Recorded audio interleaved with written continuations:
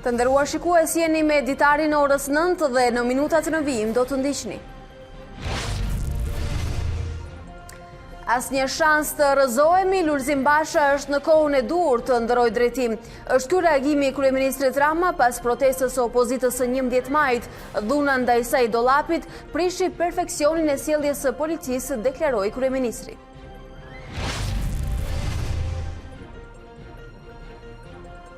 Mos i kalo caqet. Opozita përsëri sot pas dite në protest, Lulzim Basha presion ndaj Edi Ramës që të tërhiqet. Mos i kalo caqet, tha ai, duke i kujtuar fatin e ish kryeministrit Maqedonas. Zonja dhe zotëri, mirëmëngjes, mirë se vini në Ditarin e orës 9, edhe këtë të hënë drejt për drejt nga ekrani A2 CNN. Në minutat në vijim do të keni mundësi të merrni informacione edhe për të tjera tema si këto. Përfundon sot afati i regjistrimit në Komisionin Qendror të Zgjedhjeve i kandidatëve për vendoret e 30 qershorit, Partia Socialiste me emrat gati. Pas 26 vite shpritje, Partizani është sërish kampion i Shqipërisë. Titulli i 16 i klubit të kuq mori vlerë të dyfisht pasi u fitua pikërisht në derbin ndaj Tiranës, rivalve të përjetshëm.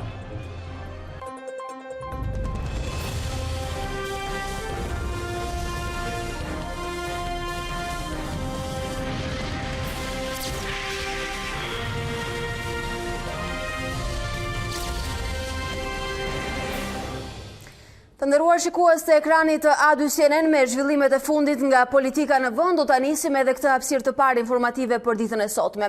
Sot një tjetër afat në drejtim të zgjedhjeve vendore, ai për regjistrimin e kandidatëve për bashkitë. Mbetet për të parë se kush veç Partisë Socialiste do të paraqes kandidatura. Të paktën Bindja Demokratike e Astrid Patozit ka deklaruar se do të përfaqësohet në vendoret e 30 qershorit me kandidatët e saj. Ndërkohë opozita pas dite mblidhet në një tjetër protestë kombëtare vetëm 2 ditë pas asaj të 11 majit, ku edhe presioni me protestuesve dhe forcave të rendit ka qenë i ndjeshëm dhe një tension më i lartë se në protestat e shkuara.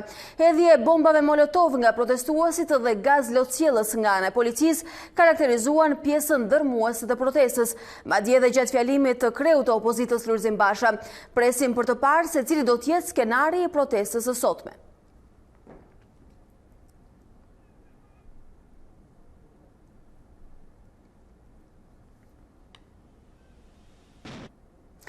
Kryeministri Edi Rama e konsideroi protestën e opozitës një manifestim dhune që nuk do të arrijë qëllimin për të rrëzuar qeverinë. Rama e quajti të tepruar goditjen me shkopin gome mbi sekretarin organizativ të Partisë Demokratike, Said Dollapi, por tha se i mirëkuptonte policët. Kryeministri Edi Rama e cilëson një manifestim dhune protestën e opozitës së bashkuar, për të cilën përgëzoi policinë e shtetit se e ka menaxhuar me profesionalizëm. Megjithatë, shefi i qeverisë pranon se policia gaboi kur goditi me shkopin gome mbi sekretarin organizativ të Partisë Demokratike Said Dollapi. Unë i mirë kuptoj edhe ata të dy punonjës policie, cilët bën një veprim të tepërt, padyshim, por të tepërt duke gjykuar ne në ekrani. Gazetarët i ftoi disa herë të imagjinonin se si do të ishte reagimi ndaj dhunës nëse në pushtet do ishin të djathtët. Ajo tribunat isha unë, e flakët ndërkohë që unë flisja, të vinin ke kjo dritare këtu. Do isha unë diku në globin toksor duke marrë frym, apo do isha në botën tjetër sot. Në kulmin e tensionit politik, kryeministri Edi Rama i shtriu dorën e dialogut opozitës shqiptare, por refuzoi që në emër të dialogut të dorëhiqej nga posti i kryeministrit. Ulemi, flasim dhe pas një diskutim ne marrim përsipër që t'i kthejmë në nisma ligjore dhe t'i kthejmë në veprim të gjitha ato shqetësime që ata si popull kanë për të përmirësuar jetën e vendit. Kryeministri tha se faktori ndërkombëtar në Shqipëri nuk ka propozuar një paketë negociuese për palët politike për zgjidhjen e ngërçit. Madje zoti Rama tha se as nga presidenti i Republikës, nga zoti Ilir Meta, nuk ka pasur një komunikim për të thirrur një tryezë të palëve politike në vendin tonë. Domthonë është në hall. Shumë pa. Kështu që Për këtë arsye mendoj që ka shumë të drejtë që nuk më ka thirrur asnjëherë për këtë çështje.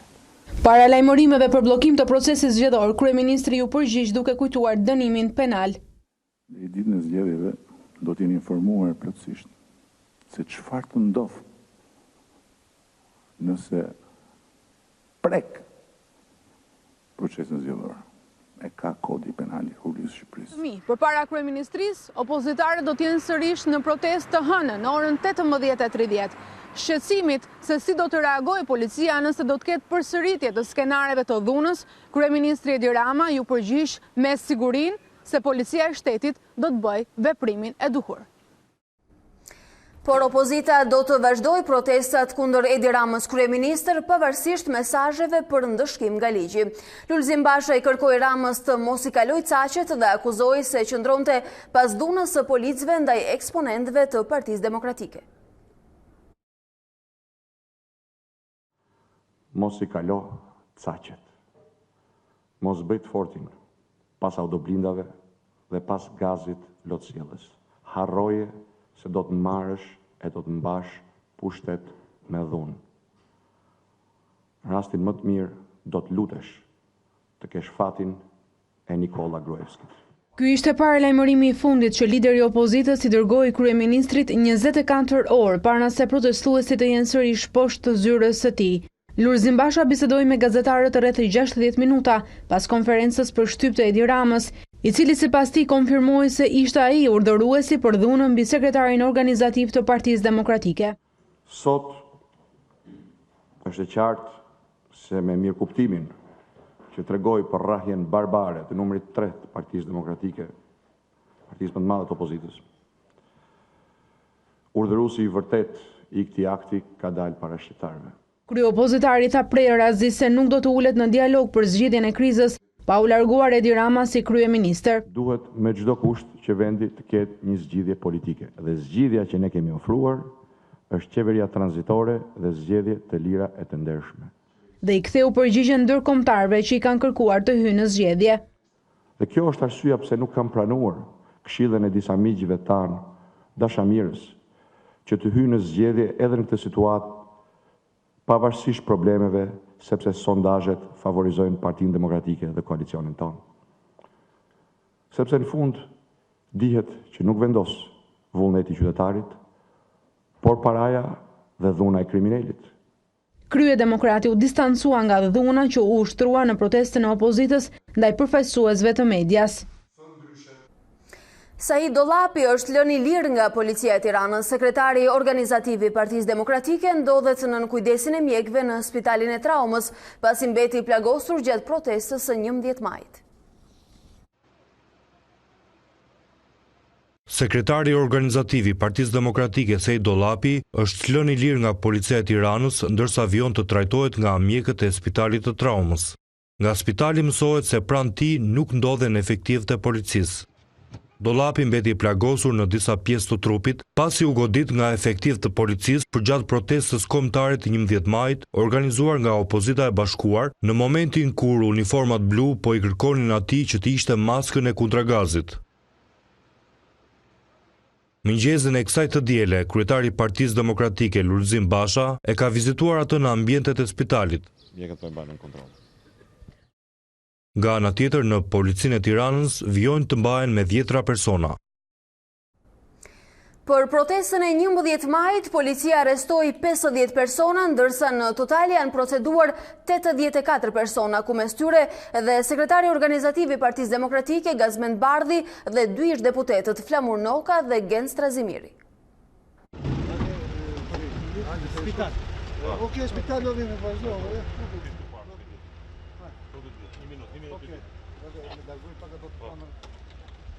Ne vazhdojmë mishtemi qëndresën tonë, protestën tonë, sepse misionin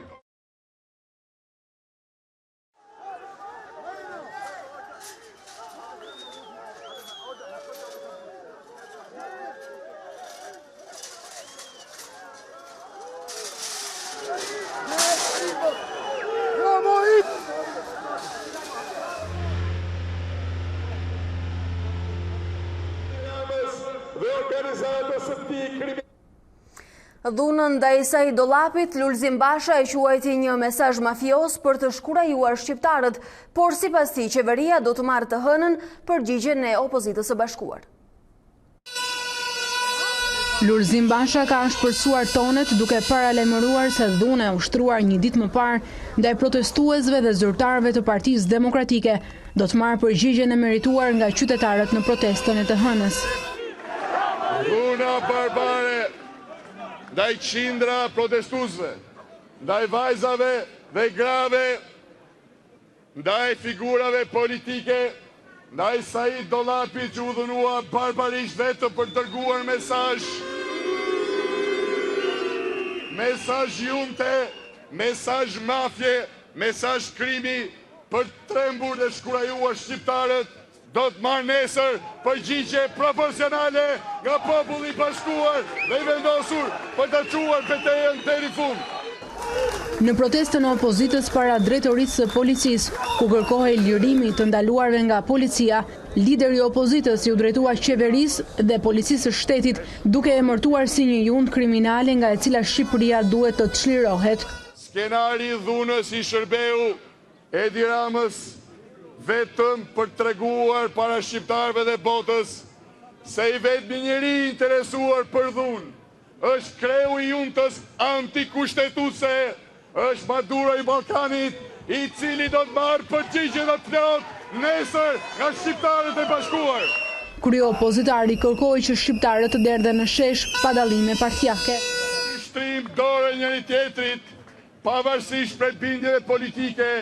Le të çlirojmë Shqipërinë nga qeveria krimit, le të çlirojmë edhe Partinë Socialiste nga junta kriminale, të djathtë majt, le të derdhemi nesër në orën 18:30 në shesh, në betejën vendimtare për liri, për demokraci, për Shqipërinë, si gjithë Europa.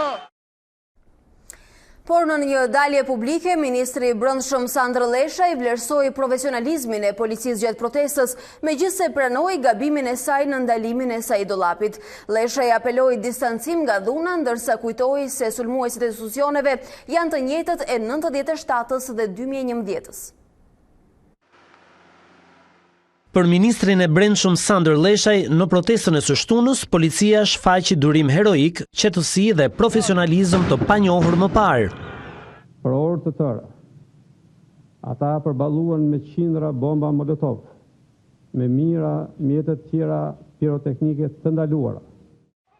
Pas shqiptuar emrin e Said Dollapit, por duke etiketuar si organizator të sulmeve, Leshaj kritikoi mënyrën e ndalimit të tij nga policia. Mirë do t'ishte që siç duruan në mënyrë stoike, për orë të tëra në zjarr, të kishin menaxhuar ndryshe edhe pak sekonda, vetëm pak sekonda, gjatë ndalimit të personit në fjalë. Ministri kërkoi reflektim nga shoqëria shqiptare, duke rikthyer në vëmendje vitin 1997, 98 dhe 2011. Drejtuesit e djeshëm të sulmeve me molotov drejtorin në fakt sulmet me armë zjarri kundër protestuesve në të njëjtin vend. Ministri i Brendshëm apeloi distancim nga dhuna, ndërsa e interpretoi sulmin ndaj institucioneve si tentativë të minimit të reformës në drejtësi dhe procesit të hapjes së negociatave për në BE. Pas protestës dhunshme të opozitës në 11 maj, ka ardhur edhe reagimi i delegacionit të Bashkimit Evropian në Tiranë. Përmes një deklarate zyrtare, ndërsa ka dënuar dhunën, u ka bërë apel protestuesve si dhe udhëheqësve të partive opozitare që të tregohen më të përmbajtur në protestat e ardhshme. Ndërkaq më tej, delegacioni i BE-s ka theksuar se dialogu dhe debati janë rrugët e duhura për të trajtuar pikpamje të ndryshme politike. Protesta paqësore është një vlerë thelbësore e demokracisë moderne europiane. Dhuna nuk mund të tolerohet në asnjë rrethan, duke pasur parasysh protestat e shpallura sot dhe në ditët e ardhshme në Tiranë. Delegacioni i BE-s u bën thirrje protestuesve dhe udhëheqësve të tyre politik të tregojnë përgjegjësi dhe përmbajtje. Pikpamjet e ndryshme politike duhet të trajtohen përmes debatit dhe dialogut, thuhet ndër të tjera në deklaratën e lëshuar nga delegacioni i BE-s.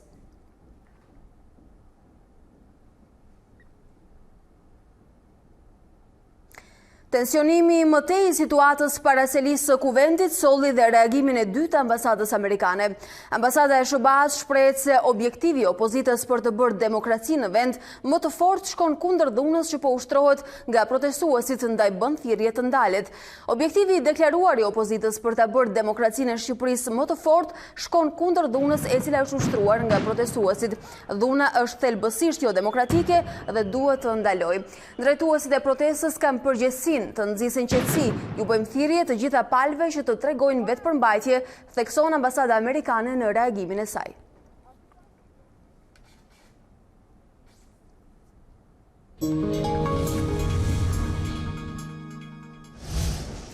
Duke nisur nga entja e ardhshme, seancat e parlamentit do të përkthehen edhe në gjuhën e shenjave. Janë 39.000 persona që nuk dëgjojnë në Shqipëri, të cilëve do t'ju duhet të votojnë muajin e ardhshëm. Për ju pak shqiptar, seancat e sejinteve mund të jenë kthyer në bezdisje, për sa i përket konfliktualitetit që përmbajnë dhe gjuhës së përdorur nga ligjvënësit. Por duke nisur nga entja e ardhshme, ajo që thuhet nga deputetët dhe jo vetëm ajo që shihet, do të përkthehet në gjuhën e shenjave. Ti je fundri njerëzore. Florian Robja është kryetari i shoqatës së njerëzve që nuk dëgjojnë, që në Shqipëri llogariten të jenë rreth 39.000. Shoqata do të ofrojë përkthimin në gjuhën e shenjave nëpërmjet interpretëve të saj. Kur një person që nuk dëgjon shkon për të votuar, ai nuk e di për kë dhe çfarë voton. Ky është një hap i parë që ky komunitet të kuptojë çfarë qeveria që mund të ketë votuar vendos për të. Ai plotësojnë kërkesat që mund t'i ketë parashtruar. Informacioni do të jetë do t'i nështrohet një protokoll i caktuar, pra jo e gjithë seanca, por pjesët më të rëndësishme dhe që afektojnë në mënyrë tret për drejtë e pritarinë e parlamentit. I gruas time dhe familjes time i ha ato që thuhet. Ja pusati më na çaj. Arja ti. Olo më na çaj mbej. Por kur gjuha e përdorur nga deputetët është kjo, a nuk ndiej e privilegjuar kjo kategori që këtë retorik mund ta shmangte? Nëse e shohim në këtë aspekt deri diku po, por gjithsesi është interesi të dim çfarë ndodh aty brenda. Mua më thot stafi im që dëgjon. U bë rëmuj sot, ka protest nesër, sot nuk funksionoi kjo, por dhe unë kam grintën time dhe dua të di çfarë ndodh. Punon apo jo, mblidhen apo jo deputetët. Po vetë deputetët, a janë të shqetësuar se elokuenca e tyre do të përhapet edhe më shumë në elektorat? Uroj që do kemi më pak zhurmë në parlament, por të kemi disa biseda apo të kemi seanca më të qeta. Realiteti është një dhe i vetëm. Se që rëndësi ka se çfarë është duke u përkthyer në gjuhë tuaj apo në gjuhë shenjave. Ajo që është. Duhet patjetër që çdo lloj situate të jetë e njohur dhe e aksesueshme për sa më shumë grupe interesi. Njihemi edhe me zhvillimet në politikën ndërkombëtare. Zëvendës kryeministri kinez i ka bërë apel Shteteve të Bashkuara të Amerikës që të heqin tarifat shtesë para se vendet të arrijnë një marrëveshje tregtare. Sipas tij, vendet kanë rënë dakord që të vazhdojnë negociatat dhe takimi i radhës do të mbahet në Pekin. Zëvendës kryeministri i Kinës Liu He tha se Shtetet e Bashkuara të Amerikës duhet të heqin të gjitha tarifat shtesë para se të arrihet një marrëveshje tregtare. Deklarata ka ardhur pas përfundimit të negociatave tregtare, të cilat u mbyllën pa një rezultat konkret mes dy ekonomive më të mëdha të botës. Numri 2 i ekzekutivit kinez tha se Shtetet e Bashkuara duhet të vendosin objektivat për blerjet e mallrave kineze në përputhje me kërkesën reale, duke shtuar ndër të tjera se teksti i një marrëveshje të mundshme duhet të jetë i balancuar për të siguruar drejtësi për të dy vendet. Sipas tij, palët do të takohen sërish në Pekin për të vazhduar më tej bisedimet për heqjen e tarifave. Shtetet e Bashkuara përshkallëzuan mosmarrëveshje tregtare me Kinën të premten, duke rritur tarifat doganore për rreth $200 miliard produkte kineze.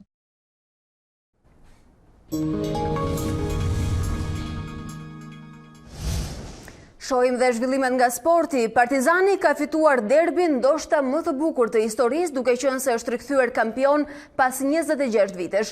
Të kuq triumfuan 2-1 ndaj Tiranës, duke siguruar edhe matematikisht shpalljen kampion për të sezon. 3 javë nga fundi i kampionatit, heroi i Partizanit në derbi ishte Eraldo Sinari, njeriu që shënoi të 2 golat e fitores dhe që vlen titullin për kryeqytetasit. Ndërkohë për Tiranën humbja është një tronditje e madhe, teksa me fitoret e kundërshtarëve, bardhë janë vetëm 2 pikë larg rënjes nga kategoria. Ndërkohë, me njerë pas vërshëllimes përfundimtare të derbit, tifozët e Partizanit kanë shpërthyer në një festë të jashtëzakonshme. Të gjithë të pranishmit në shkallët e stadiumit Selman Stërmasi pushtuan fushën duke festuar së bashku me lojtarët. Në koret dhe këngët e tyre tifozët dhe lojtarë u bën bashkë duke gëzuar për suksesin historik të klubit. Festa do të vijojë gjatë për të kushte të cilët numërojnë ditët për të ngritur lart edhe trofeun.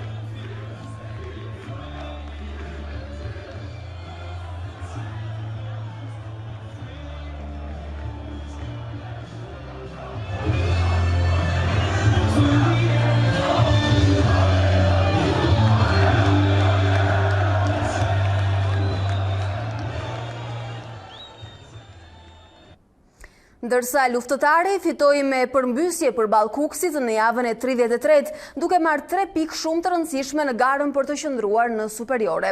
Gjirokastritët ja dolën të triumfojnë në shifra 3-2 dhe tashmë mund të marrin frymë lirisht pasi largohen në 5 pikë nga rënja. Po aq jetike ishte edhe fitoria e Kastriotit përballë Flamurtarit me rezultatin 2-0.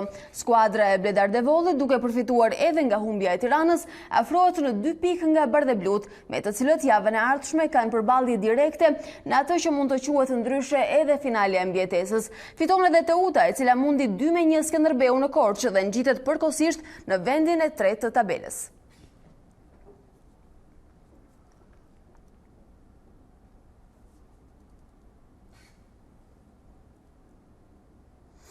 Nga ana tjetër, Manchester City është shpallur kampioni anglis për herë të 6 në historinë e klubit, duke fituar edhe rivalitetin e madh të këtij sezoni me Liverpoolin. Në ndeshjen e fundit të kampionatit, Manchester City triumfoi bindshëm 1-4 në transfer të ndaj Brighton. Në anën tjetër, Liverpool bëri detyrën duke fituar pastër 2-0 ndaj Wolves, por kjo fitore nuk pati vlera, pasi City kishte një diferencë prej 1 pike aqsa për të prekur titullin.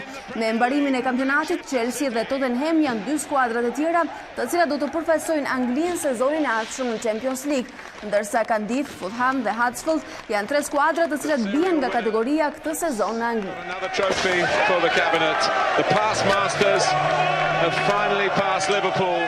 Full stop. Ajax ka hedhur pas eliminimin e hidhur nga Champions sepse është praktikisht kampione e Holandës. Pas fitores 4-1 ndaj Utrecht dhe fal humbjes së rivalëve, Ajax shkon me 3 pikë diferencë edhe në javën e fundit të kampionatit e Eindhoven. Duhet të fitojë me një diferencë prej 14 golash, por edhe kundërshtarit të humbas në mënyrë që t'i rrëmbej titullin skuadrës së trajnerit Ten Hag. Një skenar i pamundur që do të thotë se Ajax mund të nisë festën për titullin e 26 në historinë e tyre. Mëngjesi i sotëm ka zbardhur i Vranët dhe me reshje të shumta shiu, por si do t'jenë temperaturat dhe moti në orët në vijim, na e thot edhe këtë mëngjes meteorologja jon. Tanja Porja, mirëmëngjes. Mirëmëngjes Alba, mirëmëngjes shikues. Ka dy CNN, në fakt do doja të bëja një përmbledhje të asaj çfarë ka ndodhur. Kemi patur një fundjavë tropiko-polare, do thosha, pasi dita e shtunë ka qenë një ditë me moto të kthjellët, një ditë e ngrohtë, temperaturat kanë shënuar afërsisht 26 gradë, që i bie mesatarisht 4 gradë mbi vlerat tipike të maksimaleve gjatë muajit maj, ndërkohë kryendryshe është paraqitur situata gjatë ditës së diel, që në orët e para ka patur një vranësirë të dëndur në të gjithë territorin shqiptar, kanë filluar shirat e para rreth orës së 10, kjo në vijën bregdetare, më pas në mesditë ka patur një fuqizim të vranësirave dhe të shirave, kjo kryesisht në zonat e ultërësirës dhe gradualisht është zhvendosur gjatë ditës së diel në zonat lindore. Ka patur fuqizim më pas orës së 10 të mbrëmjes dhe gjatë gjithë natës të rreshjeve në të gjithë territorin shqiptar. Fillimisht rreshjet janë paraqitur me intensitet mesatar dhe lokalisht intensiv në zonat e ultërësirës perëndimore dhe gradualisht janë zhvendosur drejt zonave lindore. Çfarë do të ndodhë gjatë ditës së sotme? Pjesa e orët e para të mëngjesit kanë vijuar me rreshje me intensitet kryesisht mesatar, në zonat veçanta ka patur dhe intensitete të larta të shiut. Aktualisht në të moment që flasin, por të paktën deri në mbrëmje janë zhvendosur kryesisht në zonat lindore rreshtet me intensitet mesatar dhe lokalisht intensitet të lartë, kryesisht në juglindje por edhe në verilindje. Kemi një fuqizim të vranësirave dhe shirave sërish në orët e vona të pasdites, kjo në pjesë më të madhe të territorit shqiptar, duke përfshirë edhe kryeqytetin Tiranën. Kjo situatë deri vonë në mbrëmje, kur presim një përmirësim gradual të kushteve të motë. Megjithatë është një përmirësim i përkohshëm, pasi presim që sërish dita e martë të vijojë me vranësirë, kryesisht me vranësira dhe me rreshje shiu, me intensitet deri mesatar dhe jo më shumë se sa intensiteti mesatar, do të ketë dhe intervale kthjellimesh por të shkurtra gjatë ditës së martë, e mërkura sërish mbetet me prezencë rreshe, por sasi të pakta, më pak e entja dhe premtja, të shpresojmë që fundjavë të sjellë më të kthjellët. Ajo çfarë vlen të theksoj për temperaturat ka patur një rënje gjatë mesditës së të dielës, ndërkohë gjatë ditës së sotme, por edhe 2-3 ditët në vijim, nuk presim luhati shumë të mëdha të temperaturave, vlerat më të ulta diku jo më poshtë se 5 gradë Celsius, kjo në ekstremin verilindor të Shqipërisë, dhe maksimumi pritet jo më shumë se 21 apo në zonat veçanta dhe 22, kjo kryesisht gjatë të mërkurës. Presim një rritje të ndjeshme të temperaturave në fundjavë, presim temperatura mbi 30 gradë dhe mund duket paradoksale në këtë moment që flasim, që është një ditë krejtësisht e vrenjtur, si një ditë vjeshtë, si një nëntor tipik në fakt, por presim temperatura mbi 30 gradë në fundjavë. Kjo si pasoj një vale të nxehtit afrikan që ka përfshirë gadishullin iberik dhe gradualisht në 2-3 ditët në vijim do të vijë edhe drejt mesdheut qendror dhe brigjive të Adriatikut. Ky është informacioni deri në këtë moment, megjithatë ne do të jemi shumë shpesh në CNN me informacione të rifreskuara të motit, Alba. Ne mbesim me shpresë të kthjellimeve. Tanja Porja, faleminderit për informacionin edhe të këtij mëngjesi. Të nderuar shikues, ne shohim edhe një herë zhvillimet kryesore të këtij ditari. Asnjë shans të rrëzohemi, Lulzim Basha është në kohën e dur të ndërojë drejtim. Është ky reagimi i kryeministrit Rama pas protestës së opozitës në 11 maj. Dhuna ndaj saj Dollapit prishi perfeksionin e sjelljes së policisë, deklaroi kryeministri. Të klikës në pushtet, mos i kalo caqet. Opozita përsëri sot pas dite në protest, Lulzim Basha presion ndaj Edi Ramës që të tërhiqet, mos i kalo caqet, tha ai, duke i kujtuar fatin e ish kryeministrit Maqedonas. Përfundon sot afati i regjistrimit në Komisionin Qendror të Zgjedhjeve i kandidatëve për zgjedhjet vendore të 30 qershorit, Partia Socialiste me emrat gati. Pas 26 vite shpritje, Partizani është sërish kampioni i Shqipërisë. Titulli i 16 i klubit të kuq mori vlerë të dyfisht pasi u fitua pikërisht në derbin ndaj Tiranës, rivalëve të përjetshëm.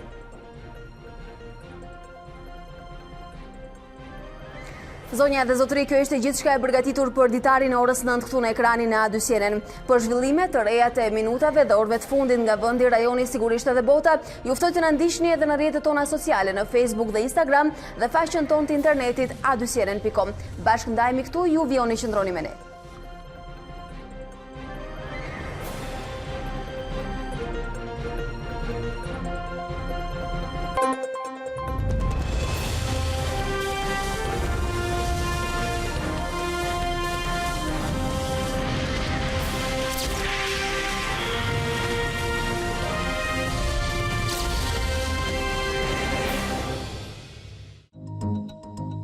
Unë jam Alba Lishani dhe ky është Ditari në A2-sjen. Për të parë të gjitha videot e Ditarit, klikoni subscribe.